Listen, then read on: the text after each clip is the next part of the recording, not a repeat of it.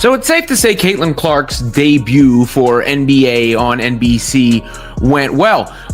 Really, had a natural presence on the broadcast. She played a game of NBC with Jamal Crawford, a horse game, that is. But before it got started, lost the first game, won the next two. I don't know how you technically spin that. I mean, if it's a series, she won it, but she lost the first game, as she lamented. But nonetheless, she gets out there and gets on the broadcast and speaks on a myriad of issues. Something unexpected happened when Caitlin Clark showed up on NBC's NBA coverage. She didn't just blend in, she exposed how dull sports television has quietly become. With calm confidence and real basketball IQ, she turned a routine broadcast into must-watch TV, shattered engagement numbers, and left fans asking for more.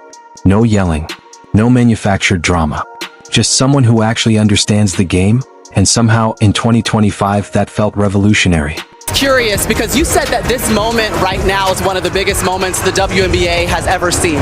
Looking forward into the future, what would you like to see happen as you come to a negotiation?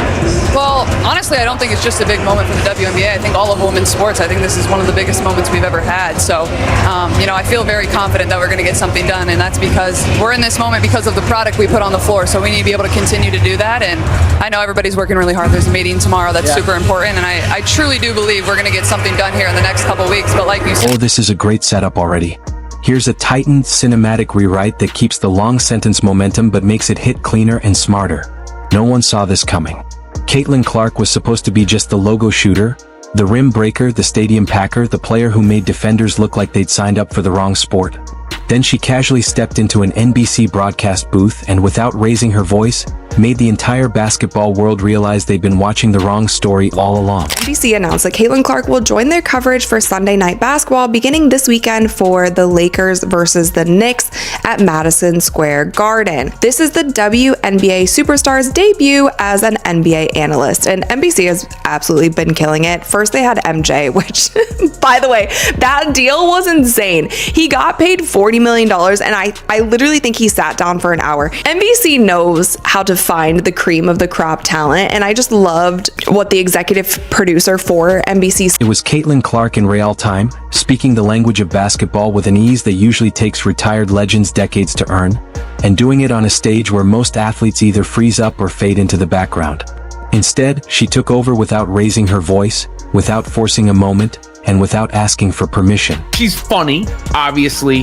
Caitlin Clark has a good sense of humor. We've seen that over the years, and she pointed out one of the most notable things on the broadcast, which is the height disparity between her and Reggie Miller and Carmelo Anthony on the broadcast, which was the height disparity between her and the NBA players on set. I'm going to wear stilts next time you see her there with Carmelo and Reggie Miller. And that's with Reggie Miller saying he's the third best shooter in the state of Indiana. It was Caitlin Clark in real time, speaking the language of basketball with an ease that usually takes retired legends decades to earn, and doing it on a stage where most athletes either freeze up or fade into the background.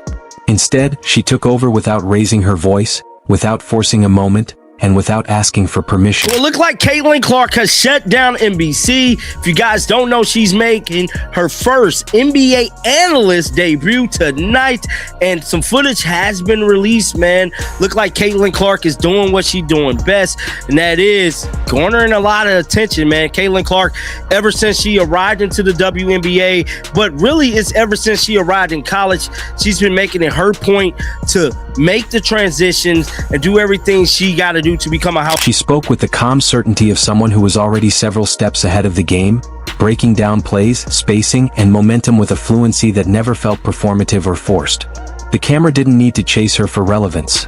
The conversation naturally bent in her direction, and viewers could sense something rare was unfolding without being told to clap for it. That response didn't come from novelty or curiosity alone. Fans have seen plenty of athletes sit behind a desk for a few minutes and vanish without leaving a ripple.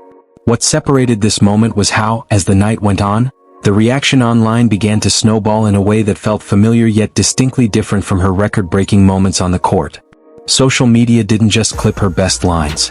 People lingered on her explanations, replayed her breakdowns, and shared the moments where she anticipated plays before they happened. A lot of boxes that we still need to check. We've added two new teams. I mean, there's going to be more players than ever, and then we have to get into free agency, then have a normal draft as well. So there's a lot of things left to do, but I really do feel confident that both sides are going to reach a deal here soon. Yeah, draft slated for April 13th, but the growth of the league has been so much. I mean, can you just help us to understand the transition this league is going on right now? I mean, it's incredible, and I remember my first WNBA game when I was a young girl. I went to the Minnesota Lynx when they had their dynasty with Maya Moore, and they were playing the Seattle Storm, and now basically any arena you go to, it's sold out. We're adding 2 teams. We're up to 14 now, and then hopefully getting to 18 in the next couple years. Viewers who tuned in casually found themselves staying longer than planned, while others who hadn't even intended to watch basketball suddenly felt like they were missing something important.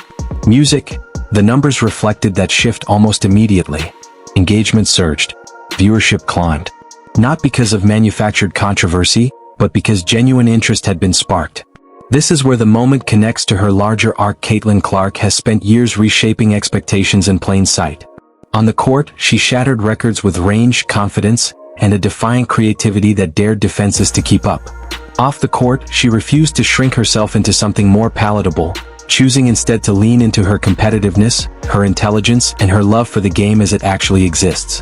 The NBC appearance felt like a natural extension of that journey, a moment where all those qualities converged in a setting that exposed just how incomplete the usual narratives around women's basketball and athlete media roles really are. For decades, sports broadcasting has quietly enforced boundaries around who gets to be authoritative, who gets to analyze, and who gets framed as a novelty instead of a voice. Caitlin Clark walked straight through those boundaries without acknowledging them. Not by challenging anyone directly, but by making them irrelevant. When she spoke, the conversation moved away from surface-level storylines and toward the mechanics and decisions that actually decide games. And that shift resonated deeply with fans who are exhausted by recycled debates and exaggerated drama masquerading as analysis. Is dunking something that you're considering flirting with, or were you just playing around with it yesterday? I mean, it's honestly, it wasn't that hard. I'm sure people are like, oh, it didn't look like they should lower the rim, da-da-da. I mean, like, Dom and I are dunking, like, I didn't exert that much effort to get up. I honestly just haven't tried to dunk since hurting my knee, just because I've kind of always thought 2 points are 2 points, so. Right. But yeah, I mean, honestly, I kind of shocked myself in Dom and Lisa, like I said earlier, and our player development guide tips, like,